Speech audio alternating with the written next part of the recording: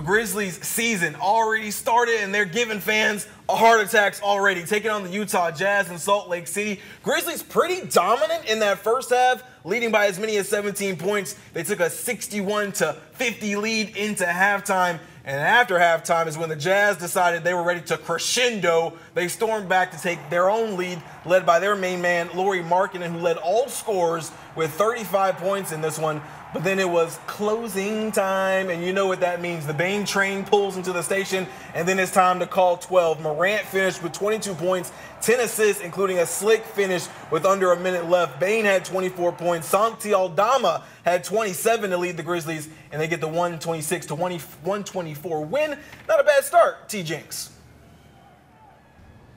Yeah, I mean, it's always great when you start the season with a win, but we're not defined by one win. You know, whatever the result may have been, I thought our guys competed really hard. There's going to be plenty of things to take away from this game that we absolutely have to get better at, both defensively and offensively. But never hurts to get a win to set the tone. But, you know, and especially to do it on the road against, I think, a really good team, really tough environment to play in. So now we just got to keep, you know, this road trip going. So Taylor Jenkins said it best.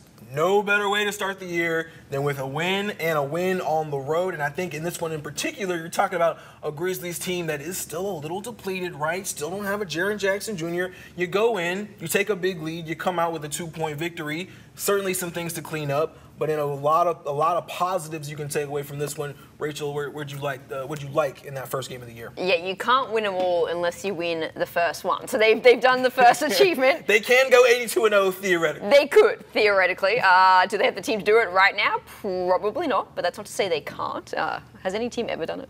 No. No, yeah. No team has ever gone 82-0. Probably never The happened. Warriors have the record. The golden standard was set. Okay. 7-2-9. Okay, but look, the team that they had on the floor last night, it was impressive for a lot of it. I mean, Santi Aldama, I think you got to talk about him first. Obviously, he was 1 point off a career high. 27 points, his career high is 28. And he looked like he brought all the form that he had from the Olympics right into last night's game. He was super impressive. Obviously, he had a lot of threes up there for himself, but then in the fourth quarter, he was cutting back in, finding Jar, and finishing it off underneath the post. So, I mean, really impressive performance from him. I thought a lot of guys showed a lot of really good things. And it was interesting with the pace of the offense. Like, we saw a lot in the preseason that the offense was going to be super fast. In the key moments where it mattered most in the fourth quarter, you saw they kind of just put the ball in Jar's hands and made him kind of get it done. And they kind of went away from that fast offense that we've been seeing a lot of, and they keep talking up. But I think there's a lot of positives. Obviously some negatives too, but Caleb, what do you think?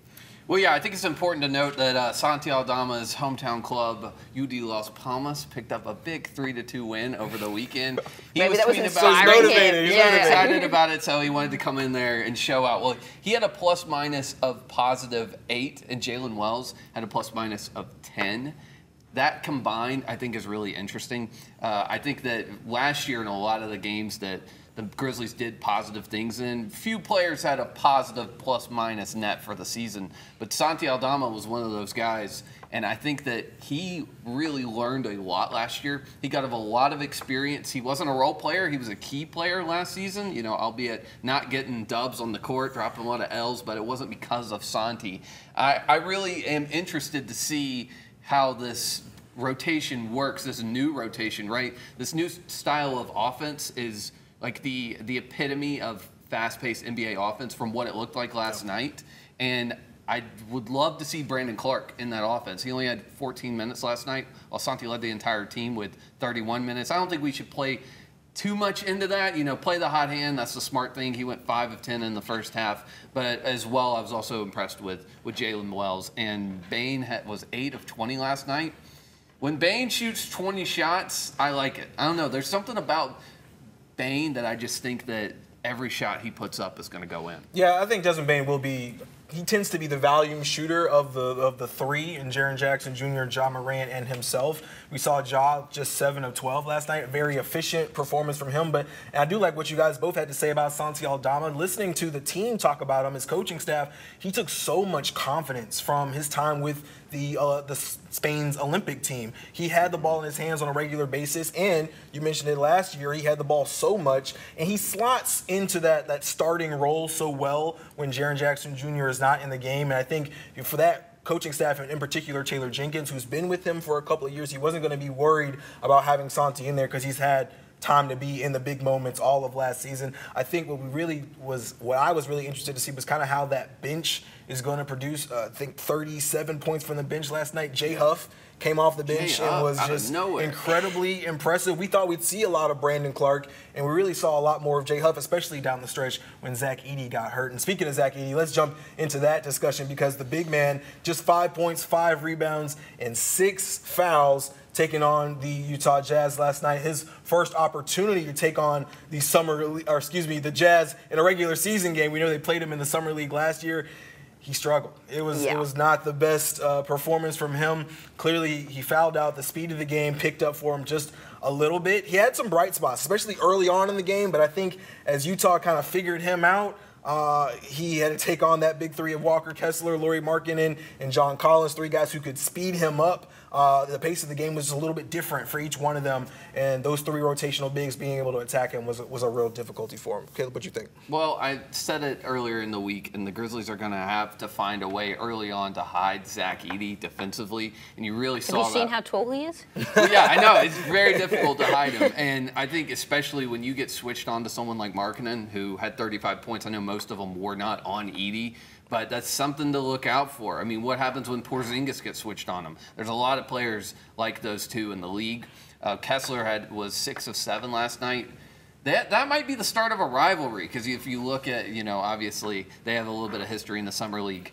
But I think that that's a good point. The pace of play is something he's just got to get used to.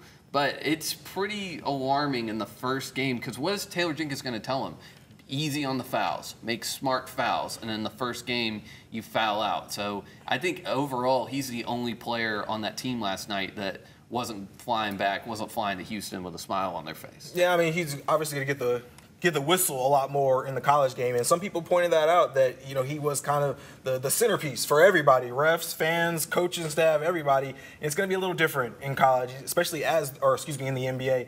And as the rookie, you're not going to get the whistle, right? You're not going to get the benefit of the doubt, especially when you are 7'4" tall. So a little bit something for him to have to adjust to. Yeah, I mean, in his defense, look, when they get Jaren back, that's going to help relieve a lot of that pressure on defense. He's probably not going to be asked to do as much as what he was trying to figure out and do in last night's game. So I think when we see Jaren back, which is hopefully going to be on Saturday at the home opener, that can kind of change some things with Zach. But it's like anything, right? Like the first time you do something, yes, he's been playing basketball like pretty well his whole life, but each level you step it up, it's hard. It's an adjustment. And most of the other rookies, they get to kind of go in off the bench and they're playing against the other reserves. He's out there from the start. He's playing against all the starters. It's a hard adjustment to make, and I think we'll see it over time. I don't think, one game, obviously it wasn't a great game, but I don't think you can judge him and be like, oh, well, Zack Edey, throw the book away. He's not good. He's going to be bad for this Memphis Grizzlies team. I don't think you can do that yet. You got to see a good sample size of what he can do in this league, and we'll see how things go. Maybe they start to bring in some other players and kind of relieve him and bring him off the bench, but I think the Grizzlies think he can be the starting center, and I think he should be, at least for the next few games, to see what he can do. Just the first game of 82, plenty of basketball left to play. Bring up the full screen real quick with Zack Edey. We'll talk about what he was able to do against the Jazz last night versus what he was able to do against these Jazz in the Summer League.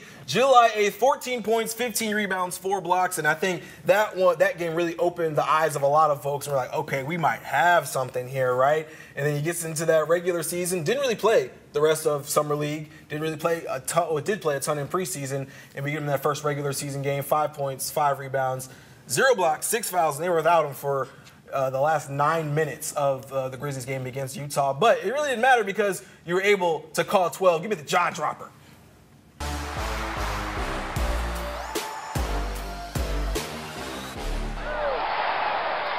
Oh yeah, just under a minute left. Ja Morant able to go in and out, behind the back, and then finish through contact at the rim to ice the game versus the Utah Jazz. And he finishes over Walker Kessler, who we've been able to talk about a lot in that first game of the year. What do you guys think about what Ja Morant was able to do in that first game of the year? Did it look like you could call 12 and call 12 was going to answer, Caleb? Yeah, ring, ring, ring. 12 is on the phone. And hopefully they have him on speed dial this season. He really needed that for his confidence. And you saw him after the game, how happy he was. You saw that little interaction that him and Jenkins had during the game where he got Jenkins dancing, doing the little jaw dance that he loves to do. Something that I really enjoyed was facilitator job.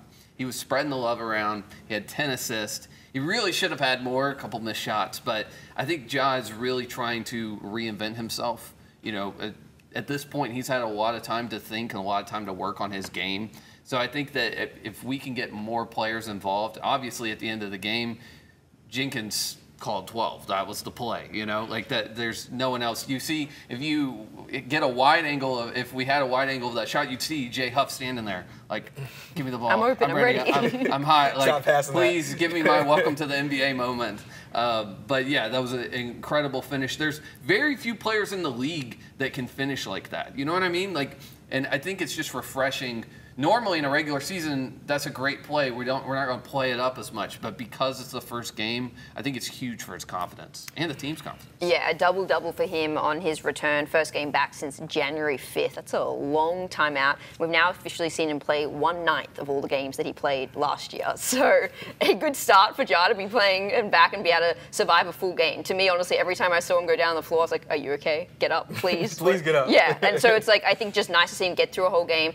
22 points, 10 assists, and that was, I think, to me, more impressive than the points he was scoring was just his ability to find players. Like, sometimes you'd watch him just throw a ball, and you're like, how did you even know he was there? Like, his vision is insane, and it's really the first time, obviously I wasn't covering the Grizzlies last year when he was playing those 9 games and prior to that, but it was the first time I really sat down and just watched him for a long time, and it's just like, wow, his handle on the ball is exceptional. Like, it truly, like, yeah, that behind the back thing was incredible, but there were so many other moments in that game where I was like, he just has that ball on a string. Like, he can do whatever he wants, and no wonder they're calling 12. Yeah, it's interesting. It's probably something that we take for granted because we've watched Ja play years now.